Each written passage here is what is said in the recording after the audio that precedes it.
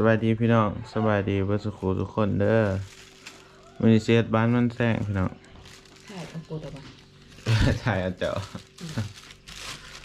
นี่พี่น้องที่ตายมันแซงเช้าไปคุดเหมือนอันนั้นพี่น้องสิเฮ็ดบาน มันอันนี้เฮ็ดตะวันมันจังแสบด้วยวันหนึ่งต้มมุกบ่ได้เด้อพี่น้องมันบ่สุกหนึ่งต้มได้กระซุกแสบเฮ็ดบานให้แสบจะเสียดบ้านจะใส่อีหยังได้ไหมใส่ตะวันใส่ได้นี่บ่ใส่ได้หมักถั่วลำอันได้หมักถั่วลำเป็นนี่หมักถั่วมากพี่น้องนี่ตกอันเด้อได้บักถั่วดองมันคือปนกันได้อันนี้นะถั่วตัวนี้ตัวถั่วดอถั่วขาวตัวนี้ถั่วสันเลยเป็นไงกันเอาไปปลูกก็ได้บ่นี่ปลูกก็ได้ปลูกลายมัน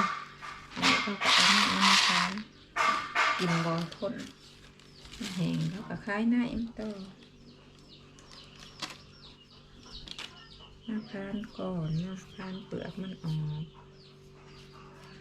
อกเดี๋ยวเด็กก็ล้างน้ำเดี๋ยวเด็กจังพันน้อยจังเอาไปต้มใส่กันก็ไม่มีตัวอย่าติดทานจะพันเดี๋ยวนะพี่น้องพี่น้องเนี่ยมันก็จะเป็นแบบนี้เป็นเนียวๆเลยสินะพี่น้องทางไหนมันจะก่อแบบนี้พี่น้องเขาพันเดี๋ยวเลยยังน้อยหนึ่งพัน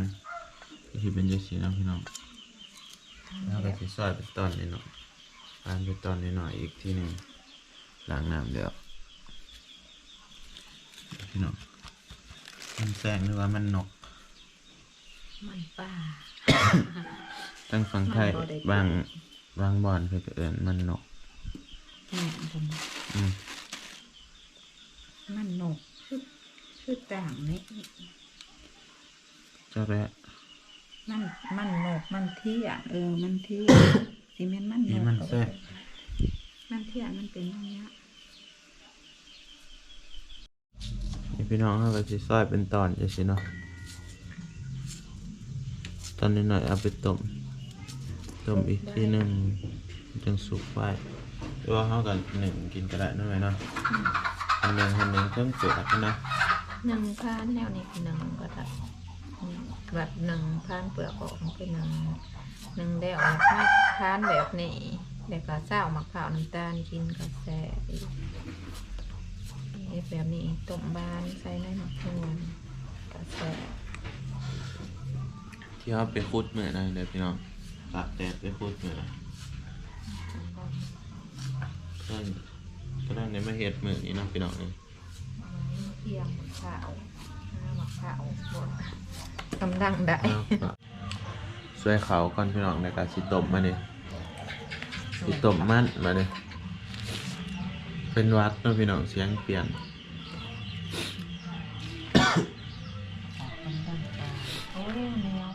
สิต้มในบักถั่วก่อนนะพี่น้องเดี๋ยวนี่อยู่มาเอาต้มให้มันนี่ให้มันเปื่อยก่อนมาไหมที่แม่แล้วสิต้มให้มันเปื่อยแล้วก็จังใส่มันเนาะพี่น้องว่าในบางตัวมันสิแข็งกว่ามันเราต้องต้มก่อนบ่ให้มันเปื่อยเนาะพี่น้องนี่อ่ะมะม่วงนี่อ่ะแต่ว่ามะม่วงเลยบ๊อบบอกคำว่าสบายดีกล้องพี่น้องให้ก่อนสบายดีก่อนสบายดีที่หล่ะเห็ดจะได้เห็ดบ่เป็นหรอวะมาขายเอานี่มาขายเอาอยู่ตู้เย็นนี่มาขายเอา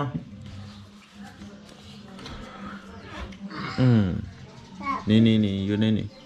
เห็นบ่จกเบิ่งมั้ยเห็นบ่เอาไปหมากนึงเอาไปเดียวเอาไว้ให้อัดไว้ให้อ้ายนะอัดตู้เย็นขอบใจเด้อเนติล่ะขอบใจเด้อ เออ มันเสียงดก กระดาษมันสั้นลงโอ้คุณจอยสิไป ไปเยี่ยหอย ไปเยี่ยงหอยอีกแล้วไม่ขาคล้ายหอย นี่พี่น้องกำลังเอาอันนี้ใส่เดี๋ยวอีเมลก็สิเติมน้ำเนาะเพราะว่าเขาต้มในถั่วดินแหละน้ำมันบกพี่น้อง ในตัวดินในบุกทุ่ง เดี๋ยวให้บักตัวพี่เอ มันโบกพอดีมันผูกเอามันแสงลง แล้วมันแซงลงแล้วเขาก็จิบักฟ้าเอาห้องมันบ่มีบักฟ้าสดสำนักแม่เนาะเอาบ่ได้ต่อยในกกก็มีอยู่พี่น้องก็ได้เอา มันสูงได้ เอาบักฟ้ากล้องเอาพี่น้องต้มให้มันสุกแล้วก็กินเลยบ่แม่วันต้มมันสุกแล้วก็เอาบักฟ้าวเลยก็น้ำบักฟ้าวแล้วก็น้ำตาลเนาะแม่ก็แล้วว่ามีแต่เท่านี้แหละพี่น้องเอ้ยบ่ได้ยากเอาเกลือใส่น้อยหนึงอีแม่แล้ว มันจะนุ่ม ให้มันนัวเคยกินบ่พี่น้องคอยซื้อมาบางเว้นนี่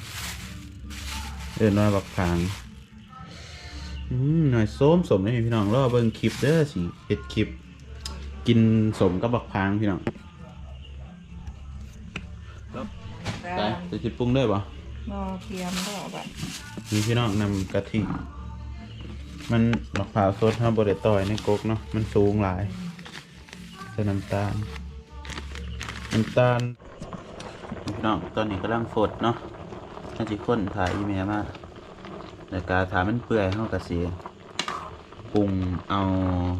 หวานเอาน้ำตาลเอาน้ำมะพร้าวใส่เนาะพี่น้อง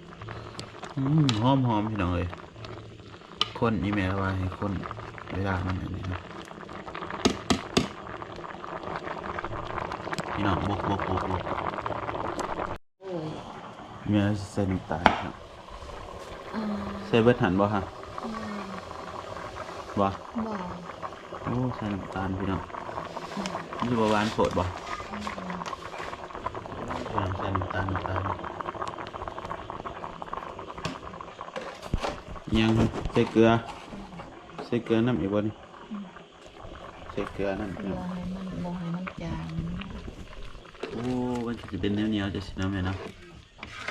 ปัจจัยหนามะพร้าวมันก็มันได้เอง ใส่น้ำมะพร้าวมันก็สิ กาไปตั้งเรื่องเหนียวมันเป็นมันแสงมัน มันก็เหนียวนี่แต่ว่าแนวมันอยู่แล้ว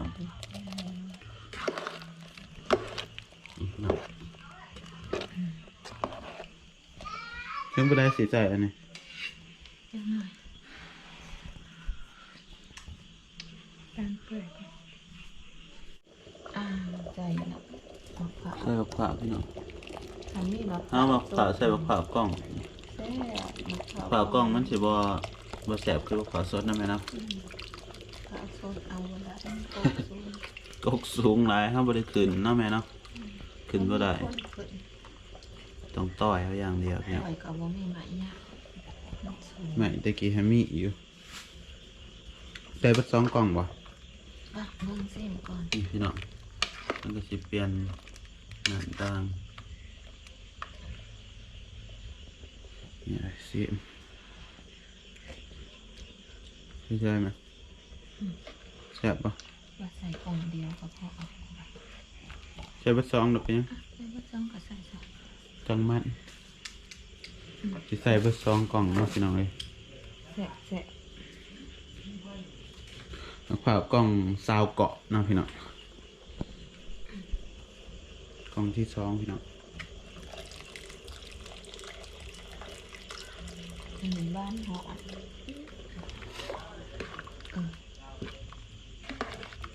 พี่น้องน้ำมันคืออยากใสๆไหม ใส่แบบไหนตาก็ดี โอ้ต้องใส่มะพร้าวเนาะมันจะเปลี่ยนสีมะพร้าวมันสีขาวลายกว่าสีดำ ในมะถั่วมันเป็นสีดำนะแต่นี่แต่มันแสงมันกับสีขาวนะมันแห้งขาวแต่หอมอยู่ในมะถั่วก็หอมถั่วธรรมชาติปลูกเอง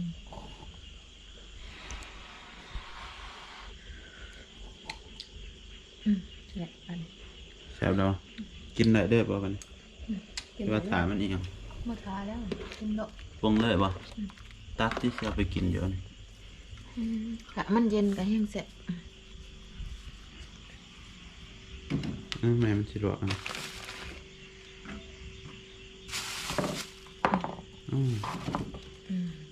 พี่น้องสิตักไปสู่เด็กๆกินเนาะนี่พี่น้อง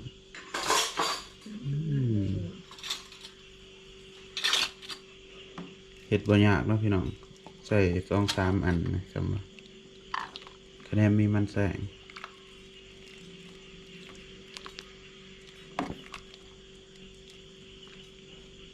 วันนี้ข้าวเดียวได้กินมีโคตรมันแซ่บยาก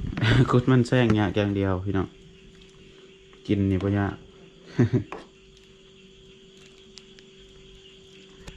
เอาไว้ตู้เย็นเอามากินแบบนั้นก็แซ่บดี แซ่ตุเนาะแม่เนาะ เดี๋ยวสิไปยายพี่น้องกินก่อนค่ะ อ่ะสิไปยายเด็กๆ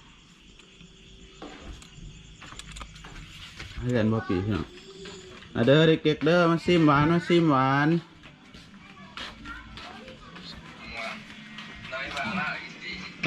มาซิมหวานเด้อพี่น้องอันเนาะพี่น้อง สบายดีพี่น้อง น้องนี่ ส เนาะ บายดี ใส่ปีใหม่เด้อปีใหม่เด้อปีใหม่ป๊อปปี้ แวะไปกินร้านคนบ้านมัน มาได้อกินหวานมากินหวานนี่น้องนิ้วภูเขามา ร่วงมากเลย เอามาแต่ว่า หวานพี่น้อง โอ้หนองภูเขาเสือดีว่าผู้คืออ่ายอีกโอ้ดีว่าผู้ใครซื้อให้ด่า คือคนเนี่ย หมอนี่ปารีสหนี้ไปไกลๆหมอนี่ หมอนี่เด็กสาธิตยังนี่อ่ะสบายดีพี่น้องเนี่ย พี่น้อง มาซีมนี่ ฮัลโหลแมน แสบไปเดอร์แมนวะแสบอยู่วะเป็นจะได้ก่อนว่าท่านได้ซิมสัมซิมละ แสบอยู่ มันเนาะ แสบตรงนะตรง แสบได้พี่น้องปีอีปีไปใส่เด้อกินหวานเด้อ หน่อยบอกกูนะ ตัวใหญ่หนูไม่รู้จักป่ะ ตั้งวางกันหน่อย สถาน แซ่บสมบอ ขอบีบมาเลยพี่น้องเทียมเบิ้งเวลาที่ดิใจไอ้กล้องขอหน่อยดิ สวัสดีพ่อแม่พี่น้อง ข้าวหรือว่าวัดฮะ เนี่ยไว้กินยา มึงอยากกินหวานที่เป็นหวัด กิน บ่ต้องกิน มา ดอก กิน จ้ะ ปัน เพราะแหละ อยู่เซอร์อยู่กับมากิน เพราะแหละมันจะเป็นหวัด ก็จิบ ปีใหม่ถ้าปีใหม่อาบน้ำป่ะ โดย ปีใหม่อาบน้ำพี่น้องแสบบ้านน้องเนี้ยเอาบิสกิตให้นะล่ะฝากติดตามไหมครับพี่น้อง ที่ตามเลยว่าพี่น้อง ขอบคุณขอบใจที่เข้ามาติดตามเด้อ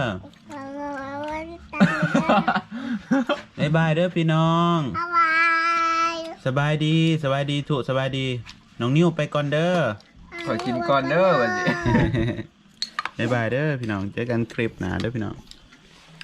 บ๊ายบายพี่น้องเอ้ยเจอกันคลิปหน้าเด้อบ๊ายบาย